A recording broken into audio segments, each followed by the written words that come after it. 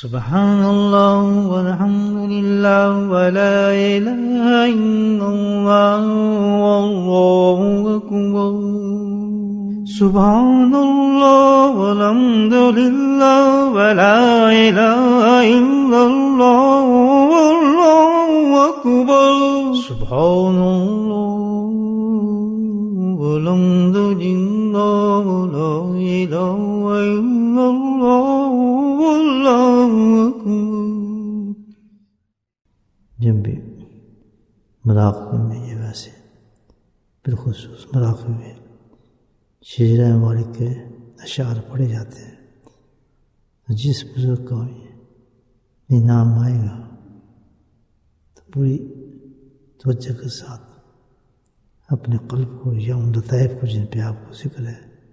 ان کے لطائف کے سامنے پیش کریں اور پورے خیال و دھیان سے اس تصور فرمائے کہ ان لطائف پر اللہ سبحانہ تعالیٰ اس کے لطائف سے جس کا ہم اِشارہ کر رہے ہیں، جس کے نام سے ہم دعا مانگ رہے ہیں، اللہ سبحانہ تعالیٰ ہمارے سینے میں اتار رہا ہے۔ انشاءاللہ اس طریقے سے آپ اپنے لطائف میں نور آتا دیکھیں گے۔ شجرے کی بڑی برکت ہے، بہت ہی بابرکت شجرہ ہے۔ یہ اشعار جو ہیں بڑے بڑے مشائخ کے زبان پر رہے ہیں اور ان اشعار کے وسیلے سے بڑی بڑی دعائیں مانگی ہیں۔ اللہ سبحانہ تعالیٰ ان وسائل اشعار جو کہ اصال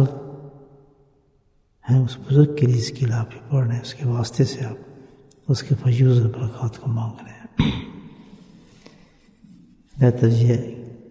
کہ جتنے مرید ہیں یا مریدین ہیں ان کو سب کو یہ زبانی اشعار یاد ہونے چاہیے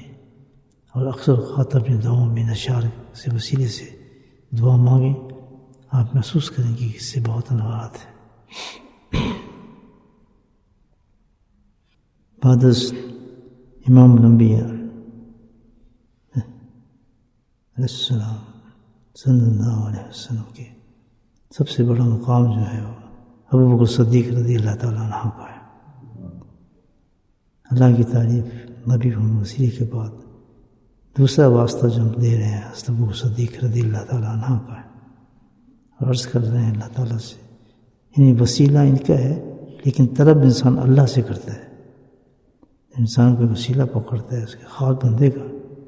تو اللہ کی رحمت جوش میں آتی ہے، اس رحمت سے اللہ تعالیٰ اس کو عطا فرما دیتا ہے۔ تو اس وقت ہم نے ان کا وسیلہ لیا ہے اور اس طلب کر رہے ہیں اللہ تعالیٰ تو ہمیں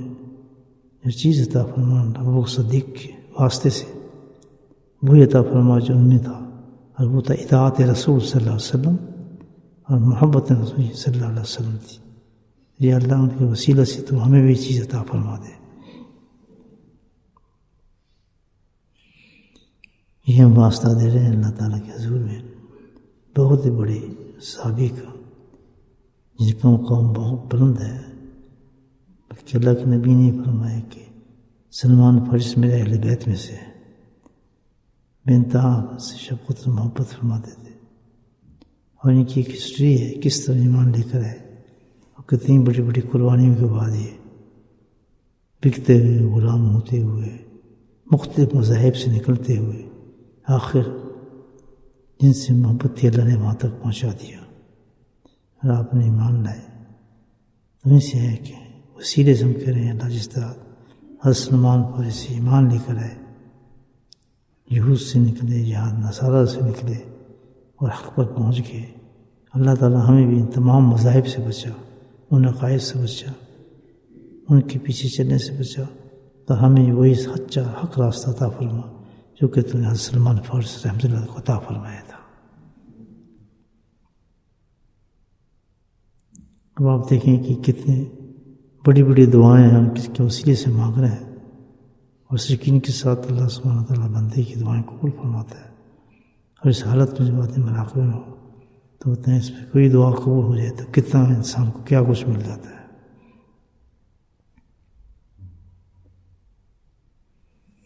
اللہ